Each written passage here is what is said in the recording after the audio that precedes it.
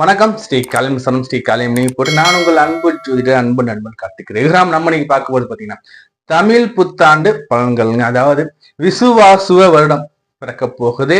இந்த விசுவாசுவ வருடத்துல நம்ம இந்த ராசிக்காரங்க எல்லாருக்குமே என்ன மாதிரி நற்பண்ண கொடுக்க போது, என்ன மாதிரி கெடுப்பணம் கொடுக்க போது, நம்ம என்ன பண்ணோம் பர்த் சார்ட் வடிவில பார்க்க போறோம். இந்த வீடியோ ஸ்கிப் பண்ணிடாதுங்க, முழுமையா பாருங்க. ஏன்னா ஒரு ஆண்டுக்கான ஒட்டுமொத்த பிரிடிக்ஷனுமே, ஒட்டுமொத்த ஜாதக பலனுமே நான் இப்ப உங்களுக்கு தெளிவா ஒரு பர்த் சார்ட் போட்டு இதுல 12 ராசி கட்டத்தை போட்டு அதுல கிரகத்தை அமைச்சு உங்களுக்கு தெளிவா எக்ஸ்பிளைன் பண்ண போறேன்.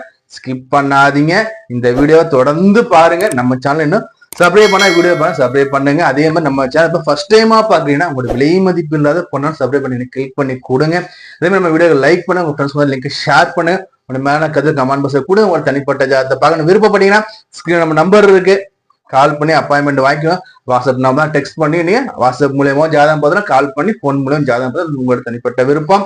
நம்ம சேனல் சப்ஸ்கிரைப் பண்ணி வச்சுக்கோங்க. இப்ப வாங்க என் தந்தையின் மகளடியை வணங்கி கொண்டு இந்த தமிழ் புத்தாண்டு பலன்கள் எப்படி உங்க ராசிக்கு இருக்குன்னு பார்ப்போங்க. விசுவாசுவ வருடம் சிம்ம ராசி. இந்த சிம்ம ராசி எப்படி சார் இருக்க விசுவாச வருடம்? பொதுவா சிம்ம ராசினாவே எங்க போனாலுமே ரொம்ப பயமுறுத்துவாங்க. ஏன்னா இந்த ஆண்டுலயும் கிரக பலன்கள் அது மாதிரிதான் இருக்கு. சோ பயப்படக்கூடாதுங்கிறத நான் இந்த வீடியோ மேக் பண்றேன். சிம்ம ராசியை பொறுத்த வரைக்கும் உங்க வாழ்க்கையில என்ன மாதிரி பிரச்சனைகள் வர்றதுக்கு காத்துக்கிட்டு இருக்கின்றன, இந்த பிரச்சனை எப்படி நீங்க சமாதானம் பண்ணிக்கிறது, அதே மாதிரி இந்த பிரச்சனை எப்படி சமாளிக்கிறது, அது ஒண்ணு. அடுத்தபடி எந்த ஆலயம் போயிட்டு எப்படி வழிபாடு பண்ண நம்ம தெளிவா பார்க்க. இந்த வீடியோ ஸ்கிப் பண்ணாதீங்க, முழுமையா பாருங்க. உங்க நண்பர்கள் உங்க உறவினர் இந்த லிங்க் ஷேர் பண்ணுங்க. நீங்க நம்ம சேனல் சப்ஸ்கிரைப் பண்ணாம வீடியோ பார்த்துக்கங்க, நம்ம சேனல் சப்ஸ்கிரைப் பண்ணி வச்சுக்கோங்க. உங்களுடைய மேலான கருத்துக்கள் எனக்கு கமெண்ட் பாக்ஸ் தெரியப்படுத்துங்க. உங்களுக்கு ஜாதகம் பார்க்கணும் பிரியப்பட்டீங்கன்னா நம்ம உள்ளதை உள்ளபடி சொல்லக்கூடிய பரம்பரை வழி ஜோதிடர் நம்ம நம்பர் ஸ்கிரீன்ல இருக்கு, நீங்க எடுத்து நம்ம எப்ப வேணா டெக்ஸ்ட் பண்ணி அப்பாயின்மெண்ட் வாங்கிக்கோங்க. சரி, இப்போ வாங்க சிம்ம ராசிக்காரங்களுக்கு எப்படி இருக்க போகுது. சிம்மம்னா சூரியனை அச்சிநாயனம் கொண்ட வீடு. உங்களுக்கு பாத்தீங்கன்னா சனி பகவான் உங்களுக்கு 8ஆம் இடத்துல சனி பகவான் அமர்ந்திருக்கா. இந்த வருட தொடக்கத்திலேயே பாத்தீங்கன்னா 8ஆம் இடத்துல சனி அமர்ந்திருப்பார். பிறகு 8ஆம் இடத்துல இருந்து 7ஆம் இடத்துக்கு ராகு கேது பயிற்சி ஆயிடுவார். ராகு கேது பயிற்சியாகி 7ஆம் இடத்துக்கு வந்துடுவார். அடுத்தபடியா குரு பகவான் சப்போர்ட்டிவ் 11ஆம் இடத்துல உட்கார்றார். அடுத்தபடியா பாத்தீங்கன்னா ஜென்மத்திலேயே கேது பகவான் ஜென்ம கேது அமர்றார். இந்த குருவும் பாத்தீங்கன்னா 11ல இருப்பார், 10க்கு போவார், 11ல இருப்பார். அப்படியே மாறி மாறி மாறி வந்துகிட்டே இருப்பார் இல்லைங்களா? அப்படி இருக்கும்போது இந்த சிம்ம ராசிக்காரங்களுக்கு எப்படி சார் இருக்க போகுது இந்த பயிற்சின்னு பார்க்கும்போது, சிம்மம் சூரியன் ஆட்சிநாயனாக கொண்ட ராசி உங்க ராசி சிம்மம். இந்த சிம்மத்துக்கு சனி பகவான் 8ல உட்காந்து தன் பார்வையால் என்ன பண்ண போற 2ஆம் இடத்தை பார்க்க போற. தனம் குடும்பம் வாக்கு சந்தை சனி பகவான் 8ஆம் இடத்துல இருந்து நேரா கண்ணி விட்ட அவர் 7ஆம் பார்வையா பார்க்கிறார். அடுத்தபடியே இந்த சனி பகவான் 10ஆம் இடத்தை தனது 3ஆம் பார்வையா பார்ப்பார். அதே உங்களுடைய 5ஆம் இடத்தை சனி பகவான் தன்னுடைய 10ஆம் பார்வையாக அவர் பார்க்கிறார். புரியுதா? 10, 11, 12, 1 ஓகே.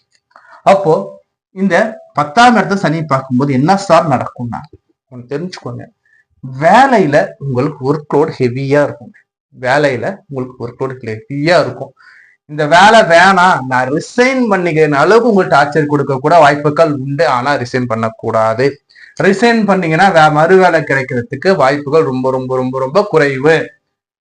வேற வேலை கிடைச்சு நீங்க அங்க போனா கூட இங்க இருக்கிற பிரச்சனை அங்க ஒருபடி அதிகமாக தான் இருக்குமே தவிர இந்த பிரச்சனைகள் குறைய வாய்ப்புகள் இல்லை. அப்போ இந்த காலகட்டத்துல இந்த விசுவாசுவ வருடத்துல தமிழ் வருடத்துல நீங்க இருக்கிற வேலையை செம்மையா செய்யுங்க.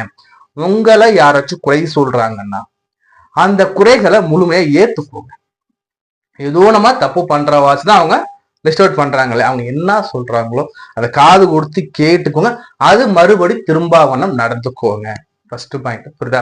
அதே மாதிரி உங்களுடைய பணிகள்லையும் உங்களுடைய சுய ஒழுக்கத்திலையும் உங்களுடைய கட்டுப்பாடுகள் கவனமா இருந்துக்கோங்க. அதை கரெக்டா கடைபிடிங்க.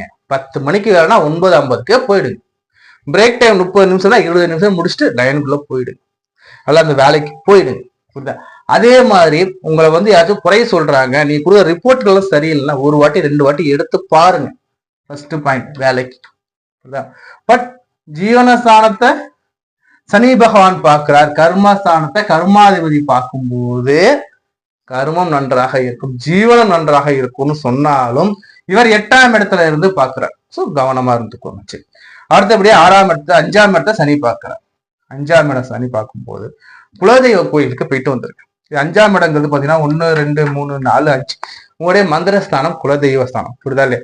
அங்க போயிட்டு என்ன பண்ணுங்க, உங்களோட பூர்வ புண்ணியம் சொல்றது 5ஆம் இடத்துல போயிட்டு அங்க குலதெய்வத்தை வழிபாடு பண்ணிட்டு வந்துருக்கு. ஒரு கும்புடு போட்டு வந்து உங்க குலதெய்வம் எங்க இருக்கோ அது எத்தனை கிலோமீட்டர் இருக்கு அப்பால இருந்தாலும் சரி, தடைகள் கொடுக்க வாய்ப்புகள் வரும்.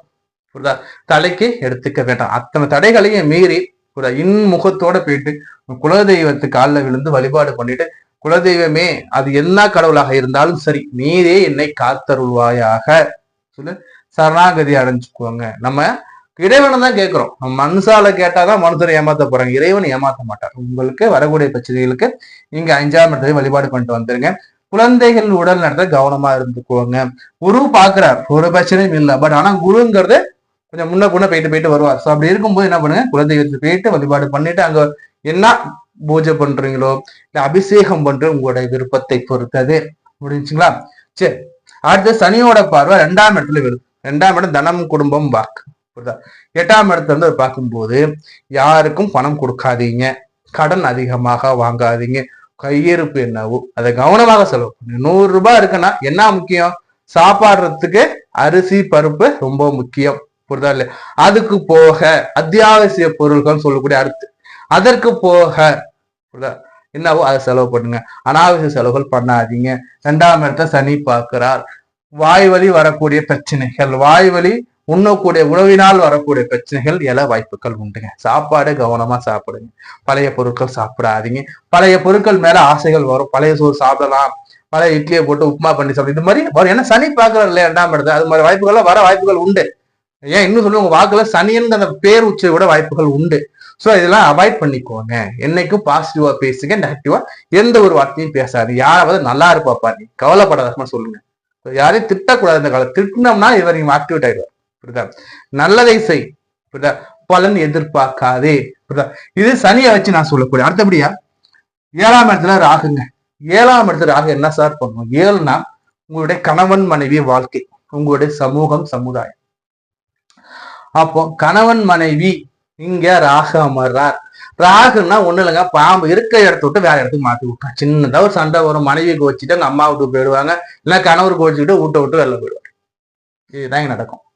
சர்பம் இது எப்படி உருவாகும்னா, உங்களுடைய தனிப்பட்ட விஷயத்தை 3ஆம் நபர் யார்கிட்ட சொல்லும் போது 3ஆம் நபர் தரக்கூடிய அட்வைஸின் பெயர்ல இங்க பிரச்சனைகள், கலவரங்கள், சண்டை சச்சரவுகள் வரும்.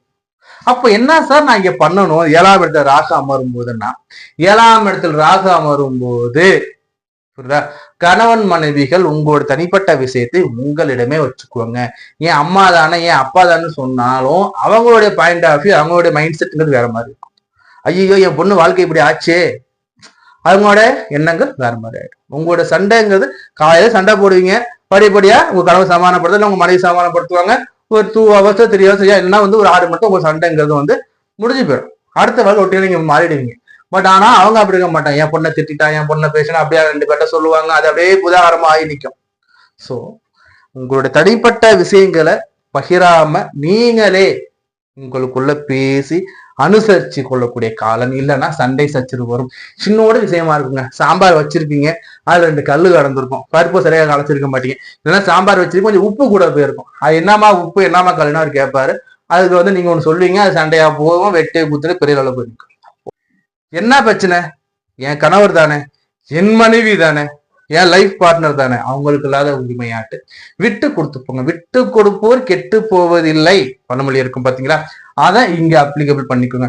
இது கணவன் மனைவிக்கு மட்டுமல்ல, திருமணத்துக்காக நிச்சயதார்த்தமாய் காத்து கொண்டிருக்கிறவங்க போன்ல பேசும்போதும் உங்களுக்கு சண்டை சச்சரவு வர வாய்ப்புகள் உண்டு.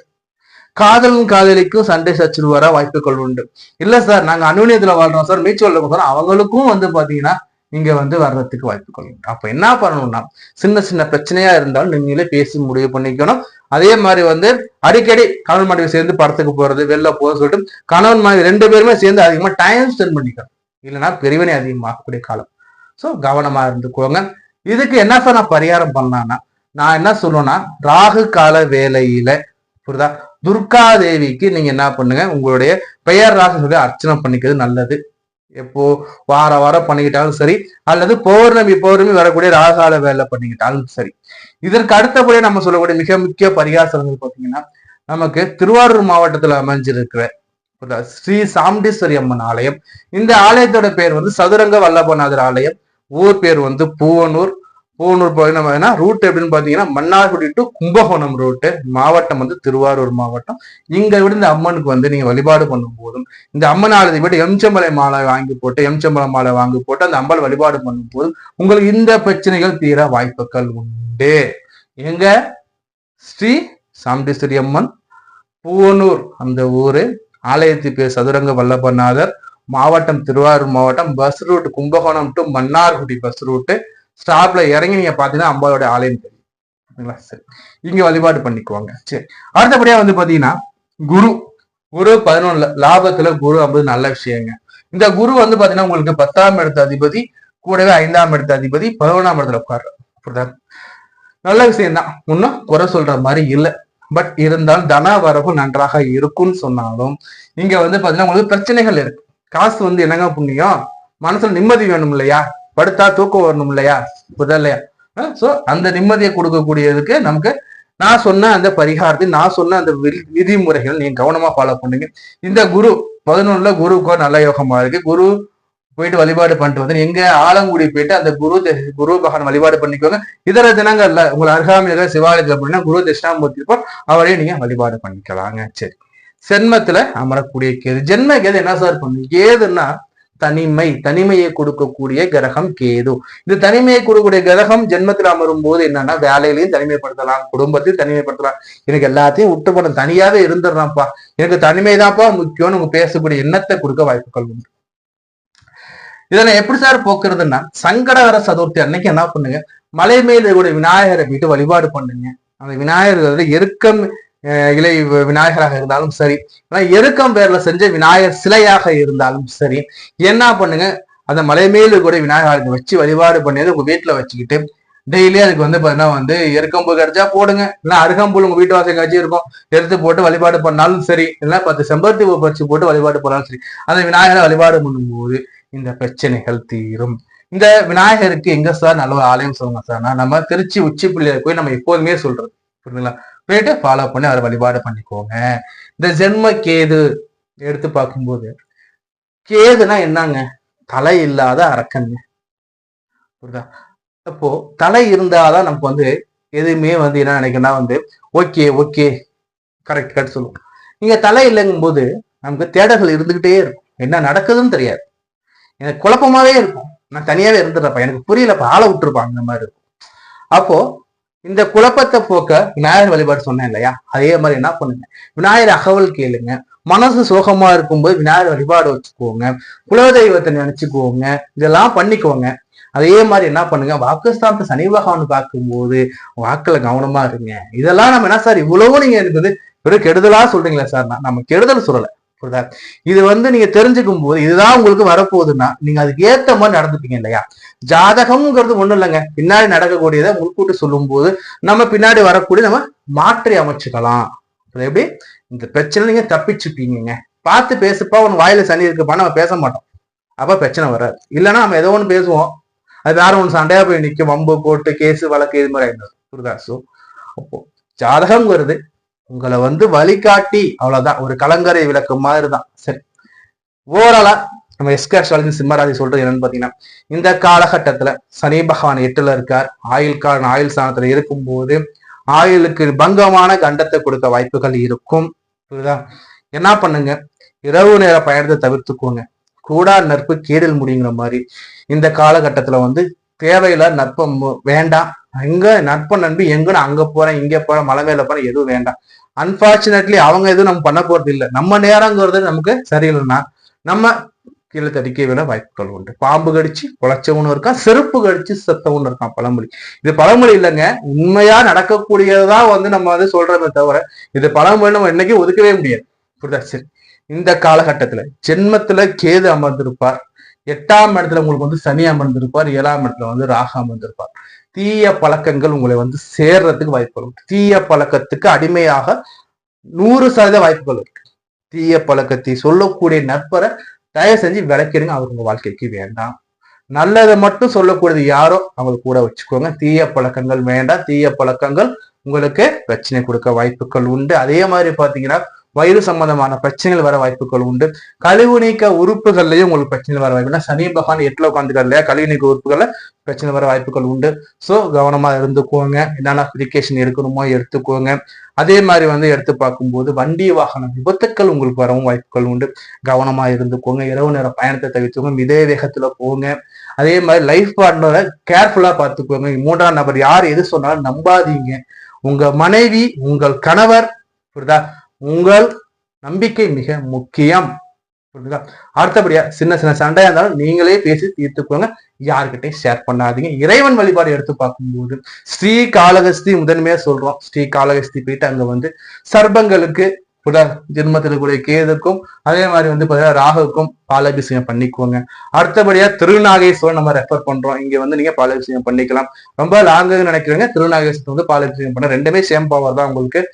அடுத்தபடியா இந்த ராகு பகவானுக்கு ராகுகால வேலையில வழிபாடு பண்ணுங்க. இல்ல சார் என்ன முடியல சார், அருகாமையில் இருக்கக்கூடிய அந்த பெண் தெய்வமா சொல்லக்கூடிய அந்த ஸ்ரீ துர்கா தேவிக்கு பௌர்ணமி அணி பண்ணாலும் சரி, இல்ல சார் இங்க அவ்வளவு வசதி இல்ல சார், நான் விளக்கு மட்டும் போடலாமா சார், நான் தாராளமா போடலாம். புரியுதா? இறைவன் நினைச்சாலே போதும்.